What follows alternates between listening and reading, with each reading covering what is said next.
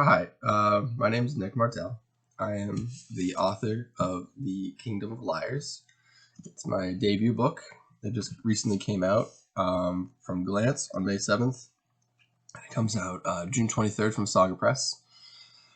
And, this is my bedroom because I live in an apartment. So this is probably the cleanest area right now to show off. And these are my bookshelves. This one's mine. The other one's my girlfriend's. We have similar and sometimes very different tastes. There's also like books around the computer that you can't see. It's got one of those like desks that like has shelves on it, but I'm not flipping around because it's really messy. And there's like another shelf like right here that's messier. So we're just gonna pretend these are the only two bookshelves I own, and I just don't have like stacks of books in my living room. Getting so many books from a publisher, I realize the hard problem is I have no place to put them right now. So I actually had to, get a smaller bookshelf to put them. I got to build today and put it in my living room somewhere to hopefully minimize like the landmines that are currently in my living room of piles of books. But hopefully that's just like an author thing. It's not just me not being prepared for how many books I was getting. Anyway, what was I saying? I don't remember. This is okay. Right. My debut, The Kingdom of Liars, is the story of Michael Kingdom. This guy right here. 10 years ago, his father was executed for treason for killing the prince, and afterwards, him and his siblings were branded with a mark of treason on their neck for being complacent or knowing of the situation, even though they obviously had no idea. They were all kids at the time.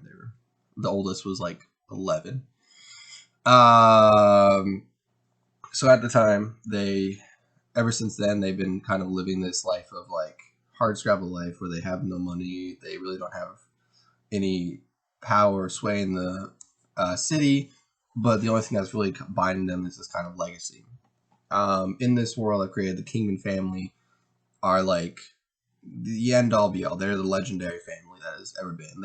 It's kind of like having Harry Potter and Ginny as your parents, and then like your grandfather's like Gandalf and your like great grandfather's Merlin.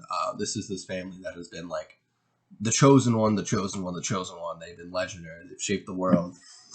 And then there's Michael Kingman, and he is none of that. He literally is the average of average of average. He's not clever. He's not that smart. He's not that brave. And it's even debatable how good of a person he is. But what I wanted to do with Michael was, I thought it was important to kind of get away from like the prodigy thing, where in a lot of fantasy books I read, you hear these prodigies, like these 14, 15, 16-year-olds or 17 or 18-year-olds who are like the end all be all. They've saved the world by 17, and I didn't really want to do that with Michael. I wanted this to be kind of like Michael has this pressure on his shoulders, trying to live up to his parents' expectations or his family's expectations, when in reality he really can't. He's not smart enough, but he's persistent enough to keep trying. And that's really what kind of separates Michael from other people, is that he's persistent to like a complete and utter fault. And in the first book is really his story of trying to mature into this person he wants to be.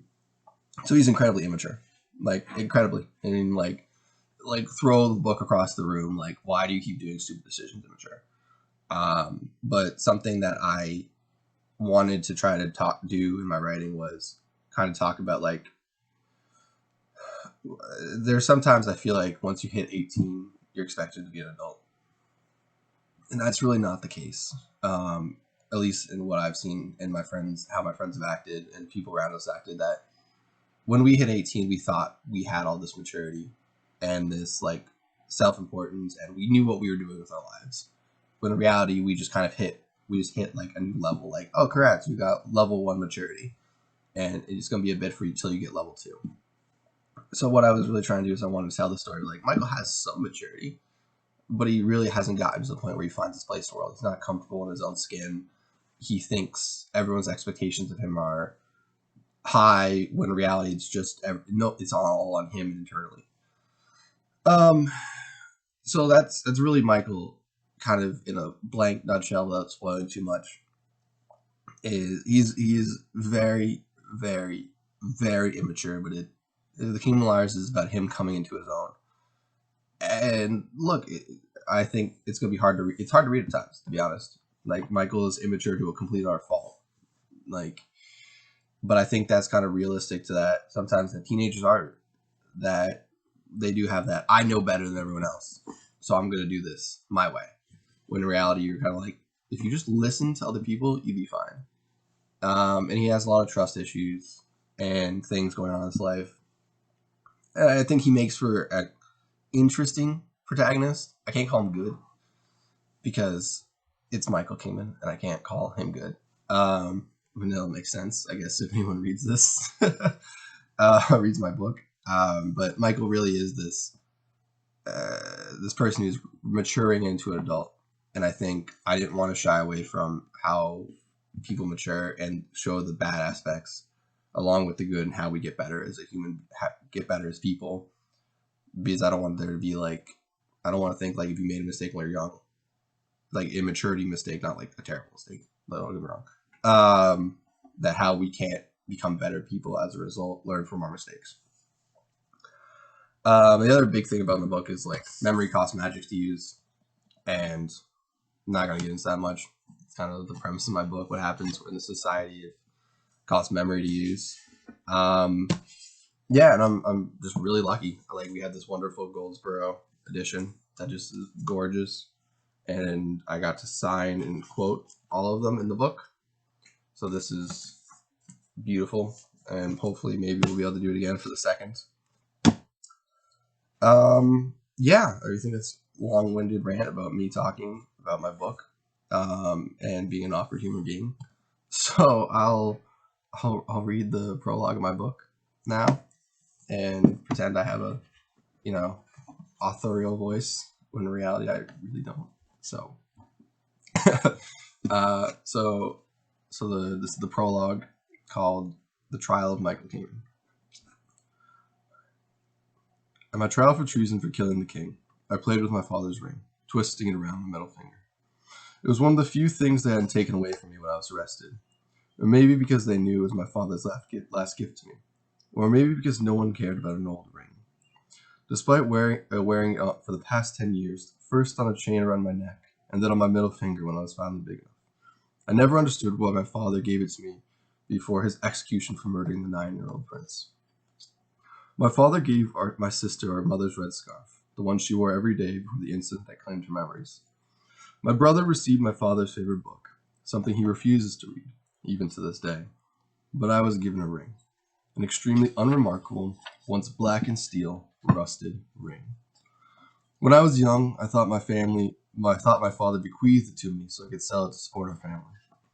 But after an appraiser revealed it was essentially worthless, I convinced myself there must have been another reason. Looking back, I can only think it was something he had cherished, and he thought I might follow in his footsteps. My father had been right, in the worst way possible. Now I was the one on trial for killing the king, as if regicide could be inherited from father to son. I wondered how many people thought it was true, that I had killed King Isaac. It seemed obvious. After all, I had been there when he died. I had even heard him plead for forgiveness. Not that it matters what actually happened. No one seemed to believe me anymore. Not that most of them should have. Depending on who one asked, I was either a puppet master, with my strings tugging around nobility and commoners alike, or a mindless weapon others could direct without care. Yet, no matter what they claimed, I had only ever done what I believed was necessary, which had been easier in some aspects than others, particularly when the city was so hesitant to change. The entire city, no, country, had gone to shit after my father was executed. Hollow owed its foundation and preservation to my family. The city had grown up in the shadow of my ancestors. Men and women who were more fantastical and awe-inspiring than any tale of make-believe dragons, of children chosen to rule by God, of bandits masquerading as vengeful demonic creatures, or whatever else was passed around as a bedtime story. Anyone who claimed to be a demon hunter, or god slayer, or divine champion was a pretender and professional liar. Fools who had flown too high and had not yet been shot down by the moon. The king wanted Hollow's citizens to forget the truth in favor of fiction, as if that would make the past easier to swallow. Worse, eager to make my father's betrayal less painful, they blindly accepted the king's medicine and forgot everything my family had sacrificed for this country. We eased the hate against the king. We spoke for the common people. We were the neutral party in all negotiations and never dreamed of taking power for ourselves, content in protecting the citizens from those who had illusions of grandeur. Without us, the separation between the nobility and commoners had grown so much that few could talk with the other without spitting venom, let alone sympathize. It wasn't a surprise refugees had stopped coming here. There was nothing but death, riots, war, and poverty waiting for them. Hollow, the once famous refugee city, was no more. It was just another sign of how our country was preparing to be forgotten by history, only remembered for shattering the moon Salona. All those problems would soon be another's to worry about. I was, after all, still on trial for treason. And I knew I would be found guilty because, for everyone who hadn't been there, the choice was clear. How could they not find the boy who had been found standing over the king's body, blood splattered, with gun in hand, guilty? Regardless, I am Michael Kingman, and my tarnished legacy will survive, even if my body does not. It will take more than this trial to erase me and my deeds from memory. I understand that now, when before I was always chasing after my ancestors' shadows, hoping to be remembered as fondly by history as they were. Clearly that wouldn't happen. My story was a tragedy.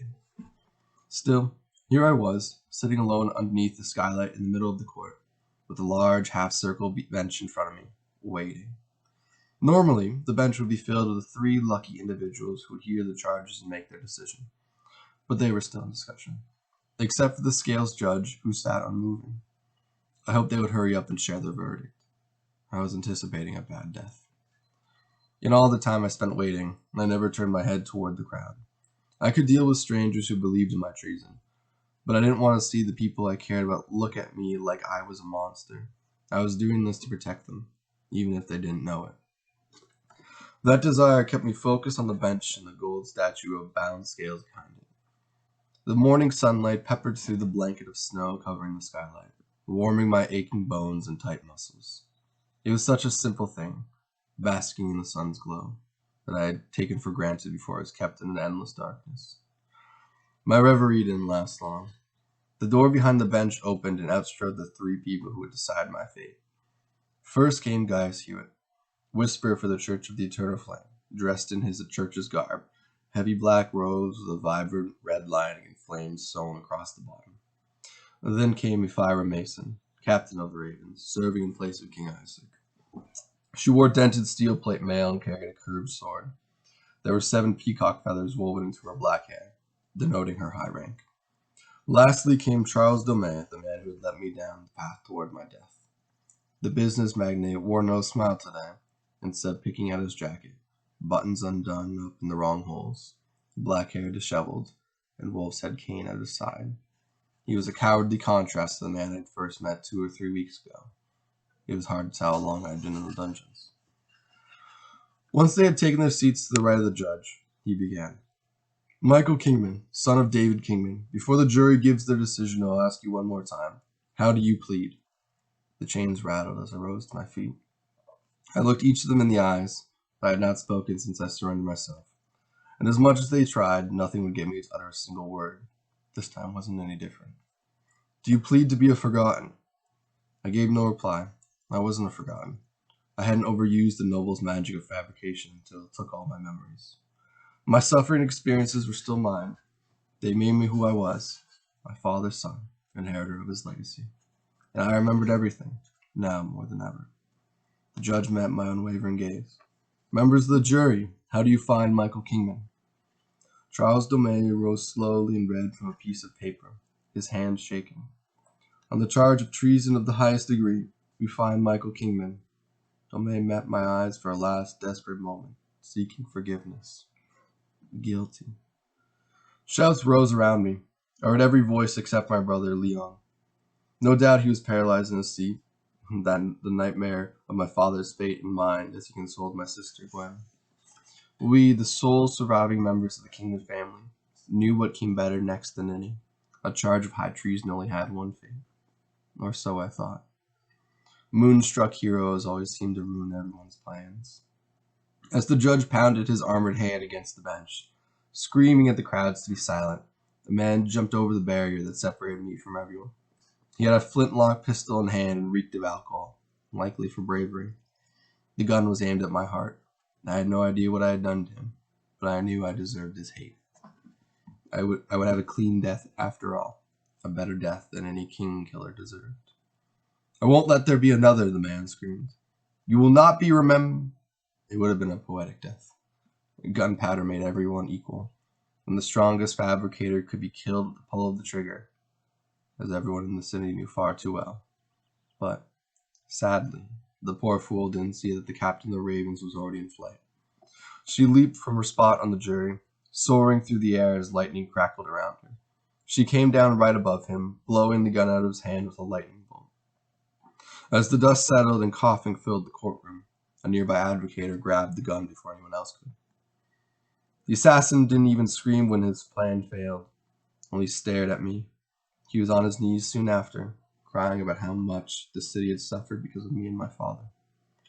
How he had sought to save it from the coward's way out of this mess. The crowd was silent, waiting for what was next. Michael Kingman will die when we say he can, as we dictate. After everything he's done, we will not let him go peacefully. We will have justice, Ephira groaned. Judge, what is the penalty for having firearms in Hollow? Death, he said. Ephira held her hand over the man. Then let it be done. It only took a single bolt of lightning out of her palm, aimed at the heart, for the man to die. He blew back into the crowd, smashing into people in their seats. His body smoldered, smoke wafting off it, and the entire courtroom was filled with a foreign, unnatural smell, something that had haunted my dreams ever since this all began. While others dealt with what she had done, Ephira returned to her seat in the jury with her blade drawn. She laid it across her lap, as if daring my siblings to try and save me. When the chaos settled and the body had been removed by the wardens, the judge continued my sentencing. Michael Kingman, we hope for more from you, of all people. You should know better than this. Despite your father's actions, you are still a Kingman, and our troubled times called for a man who could lead us, aid us. Yet here we are, the king killer instead. The judge paused for a moment, eyeing the brand for treason on my neck, a gift the king had given me 10 years ago after my father's execution. I wasn't ashamed of it anymore. As the judge shook his head, he continued, I hereby sentence you to death. You will be executed on the steps of the Church of the Wanderer, as your father was before you, in a week's time. May God have mercy upon you. I wanted to laugh. If only that would-be assassin had waited a little bit longer, he would have got exactly what he wanted. There was no controlling the noise after that. Behind me, I could hear the advocators of scales holding back the crowds. Cheers and clapping and threats became white noise as a warden came for me. The metal monster wrapped my chains around one gauntlet, then dragged me away from the witnesses and into one of the back rooms with tempered ferocity. As I was shoved through the open door, I took my first look back at the courtroom crowd. My sister was at the front, smashing herself against the advocators, reaching for me. Dark, the mercenary, was leaning against the doorframe at the back of the courtroom with his arms crossed. He was shaking his head at me. His dull, smoky eyes silently said I should have known better. He wasn't wrong. I should have. Yet here I was. What a sad sight I must have been to elicit pity from a mercenary. The door closed and I was separated from the court. I shut my eyes and waited to feel the sun's warmth again, knowing full well it would mean my death. So that's the prologue. Story goes on from there. Michael becomes immature. I mean, he's always immature, but he gets better as the story progresses. And yeah, I'm Martell. That was Kingdom Liars, and I'm just gonna end this video.